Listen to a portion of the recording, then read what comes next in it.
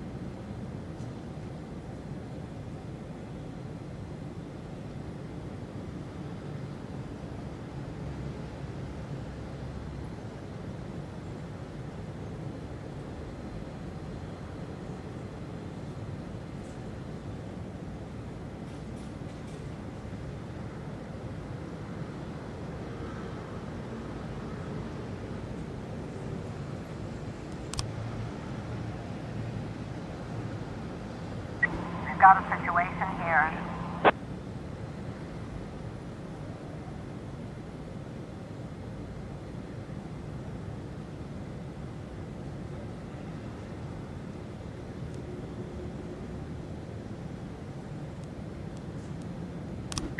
Nine 11 in progress.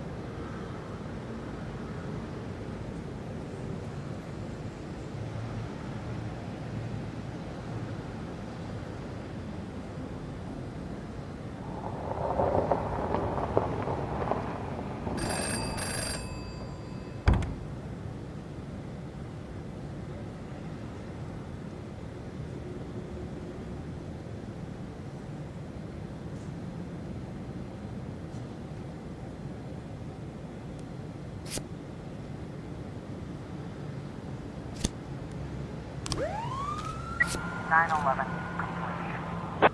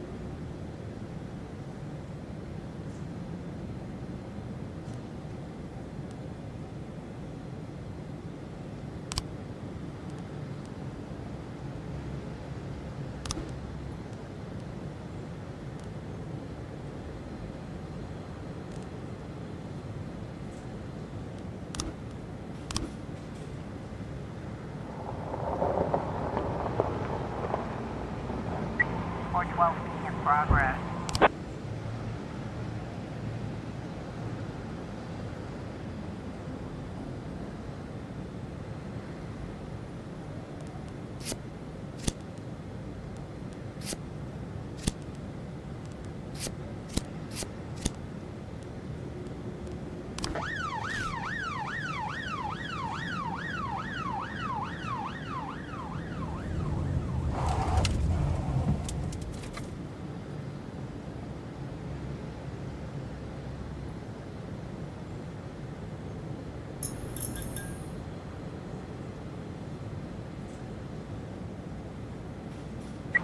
Last time raised 10-1, Sergeant Hotspot.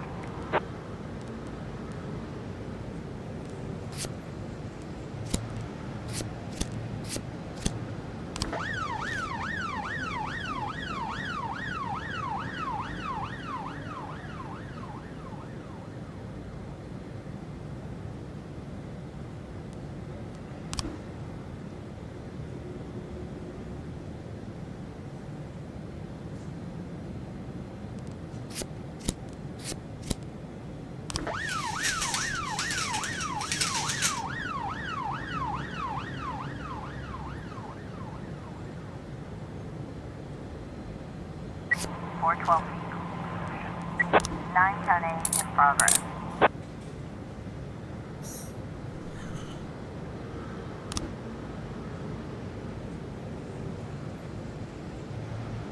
We've got a situation here.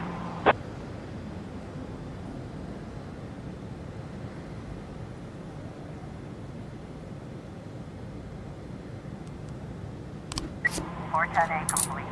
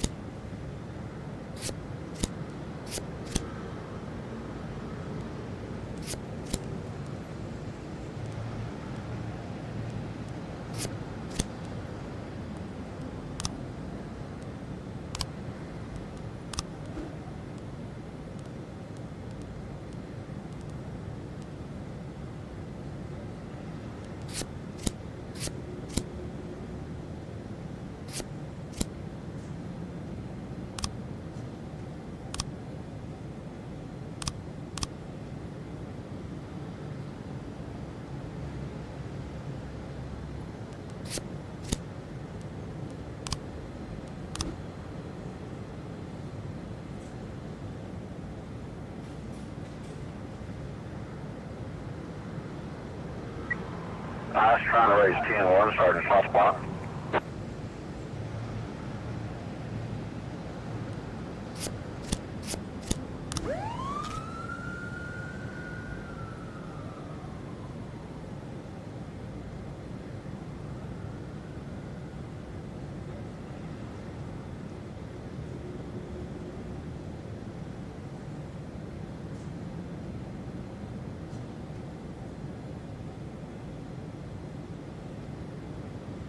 Nine ten eight complete.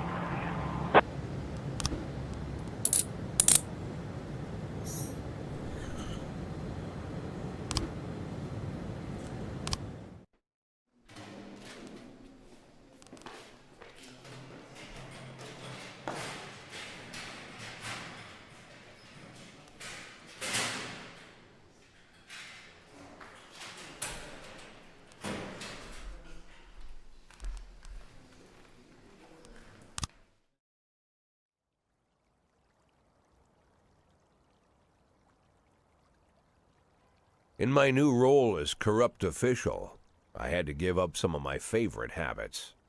I couldn't turn off my phone when my head ached. Couldn't sleep till noon on Saturday and let the rest of HQ take up the slack. No more days off to go fishing. But my weekly visit to the old colony club was more like tradition. One night a week, I absorbed cigar smoke, the vague smell of alcohol, the stench of urine, all mixed with toxic levels of old drunken belches. Same picture it was 30 years ago. Tradition's gotta be honored. And to stay faithful to the tradition, you've got to respect the standard rituals. When you're about to roll out of the club, you need to take a deep breath and count to 100. If your stomach doesn't do a backflip, you should be good to make it home. This time I only got up to 60. I was interrupted. Why? You look even better than you do on TV. There's nothing more impolite than approaching people in the alley at the old colony. This is the most private place in the city. All who enter here dirty their shoes with the most elite stream of vomit in Freiburg. This asphalt has been blessed by judges, lawyers, artists, businessmen, and all our politicians. Takes a lot of balls to crash the party. My head was a drunken haze, but I knew who he was. A cartoon gangster suit straight out of Dick Tracy. Fancy voice, fruit cologne, sassy strut. That's how the newspapers described Vickis Varga, rising star in Freiburg's criminal underworld.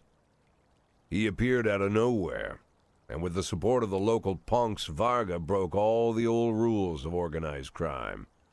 He killed those who could not be killed, traded what could not be traded, and robbed those who could not be robbed. In just a single month, this man had gathered an incredible amount of power. He's been called everything from a clown to a madman to a criminal genius, and more often than not, he's called a low-class upstart short on ideas. But if Vargas was one of the old crime bosses, he'd have been cut into pieces and fed to the river. Look past this guy's arrogance, and there's something about him. The city is still deciding what to do with him. Meanwhile, he's burning down the houses of old city mobsters. Not the best time to talk, Mr. Varga. Oh, you know my name. I'm flattered, although not very surprised, to be honest. I might be a little short on manners. Like they say in your fair city, with the right manners, you can go anywhere. Well, I don't want to go anywhere. I want to stay right here. Even the criminal world needs manners, Mr. Varga. And one of them is this: don't interfere with a drunken cop who's trying to take a shit and puke at the same time. Oh, you exaggerate. But is Freiburg always so gentle with its officers? You've been a bit roughed up lately. I see you already know Freiburg quite well, Mr. Varga. Well, I love to learn and look around. But I do know that the inhabitants of this fair city should be friends, Jack. Maybe it's true I don't have the best manners. After all, it's only polite for friends to share their phone numbers.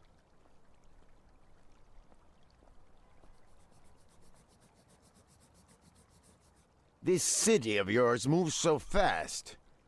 I feel like I'm hooked on amphetamines all over again. You wake up in the morning full of ideas, and by nightfall, you've all had each other killed. So don't wait too long to call. I don't mind if you're drunk. It's all the more fun. I'll be stoned myself, most likely. Hell, I'm a little stoned right now. It's the only way to live in this place. I like your city, Jack. I'm here to stay. If it weren't for the phone number written on my arm, I probably wouldn't have remembered the conversation in the morning. But there was no reason to worry. I'd be getting a reminder soon.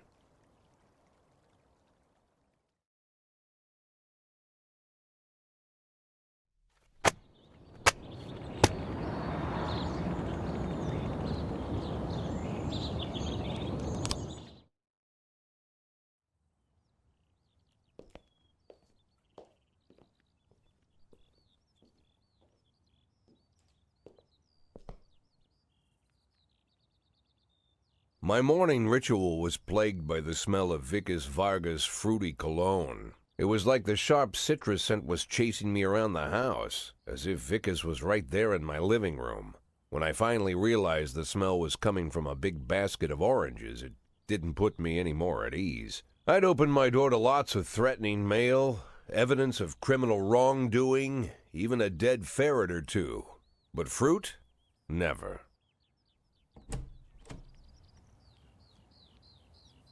You the fruit guy? Excuse me? Was it you that brought the basket of oranges? Nah, it was here when I arrived. Fine.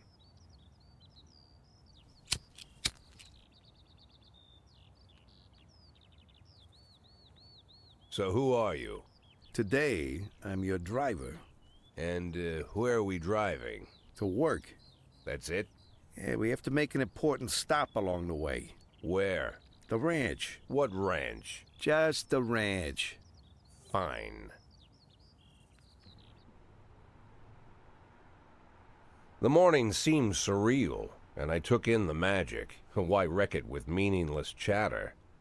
As my tight-lipped chauffeur drove an hour through God knows where, I started to feel like I was in the middle of a bad dream, probably lying bloody and concussed in the alley behind the old Colony Club, my nose buried in a rotten orange peel. But no, this was no dream. The silence was real, the sound of the engine was real, the dust was real enough too. And there was the ranch over the horizon. It all seemed familiar. The Sand family's overbearing mansion has been the talk of the headlines for decades, but few have managed to get closer than a few miles. I guess I'm just lucky.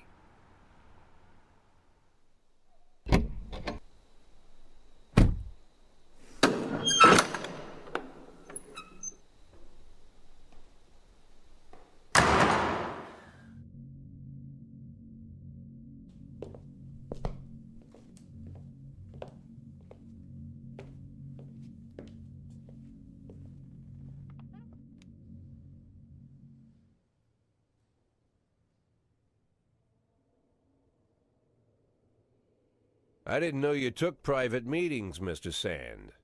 Only if I expect good company. I'm surprised my company ranks at all. Today, yes. Today is a special day. So it seems. Do you often go to the old Colony Club, Jack? Every week. Meet any interesting people there? As a rule, no. Sometimes you make a date, right? Sometimes make new friends. Sometimes, I guess. But that's not why I go. And why? I consider it a hobby. A hobby. Do you know anything about my hobbies? Well, judging by the half-dozen animal skins I stepped on walking over here, it's not much of a reach to say you like hunting. Love it. Well, I say that now. It seemed so tedious when I was a child. Took ever so long. But now I'm older. I've developed a new talent. What talent is that? Patience. The will to wait for the right moment. Let's say you want a deer. You know, you deserve it. You've even decided what dishes its meat will go to and where you'll mount its horns. But to get that deer, you've got to wait, to sit in the bushes and stay nice and quiet. Professional hunters will tell you that the hunt is a rare craft. There are many rules. It's shrouded in mystery and ancient skill. Well, that's all complete nonsense. To get a deer, you just sit on the sidelines for a long enough time, pinpoint the moment when it's finally time to shoot. I learned the talent, Jack, but not like you, oh, Jack. You truly are the master. I don't understand. Oh, come on, Jack. I know about the 500,000. I know your plan. Kendrick told me everything. Needless to say, I'm impressed. While some people learn to hold their breath for minutes on end and not to rustle the leaves too loudly, why you decided to just become the foliage. You turned yourself into a bush, surrounded by deer who've been so fruitfully multiplying for decades. But all this time you've held your rifle at the ready. Forgive an old man his imagery, Jack. I've the heart of a poet, I confess. Look, I don't know what was said between you and Kendrick, but it sounds like you got it wrong. Oh, I think I understand everything just fine. And I think we understand each other quite well. Jack, in the coming war, we'll make excellent partners. What war? One war falls upon every generation. My grandfather drove out the Ambersons back when he was 27. My father destroyed that psychopath gangster Maurice Bell when he was a sprightly 30. At 69, I'd begun to think my war had passed me over. But my time has come at last. Tomorrow Vicus Varga declares war, and I'm obliged to answer. So we're talking about Varga now. I don't know how he thinks. I don't even know whether he plans his actions or not. I can't divine his purpose. Hell, I don't even know where he comes from. He's a man not of our breed, wouldn't you say? But when he arrived here, I invited him in, told him we could work together. An official invitation penned in my own hand and written on some very expensive paper. And can you imagine his reply? A fruit basket. What sense can be made of such a message? I guess it means whatever you want it to. Precisely. I'm late for work, Mr. Sand. You know, Jack, I could just give you 500,000 right now, cash, whatever denominations you like. But I would never insult you so. If I went stalking my prey for so many years, I wouldn't want someone else to shoot it for me. I understand you, Jack, and I'll never ask you for anything that's contrary to your nature. Just think about our conversation. Think about it, and call me.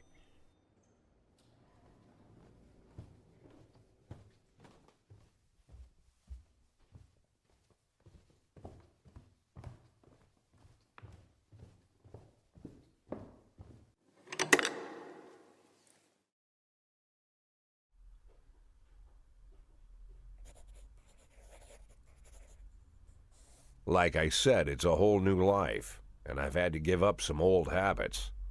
One of them, keeping away from things that don't concern me. Now I can't afford the luxury. This spotlight I'm under, concerns is all I got.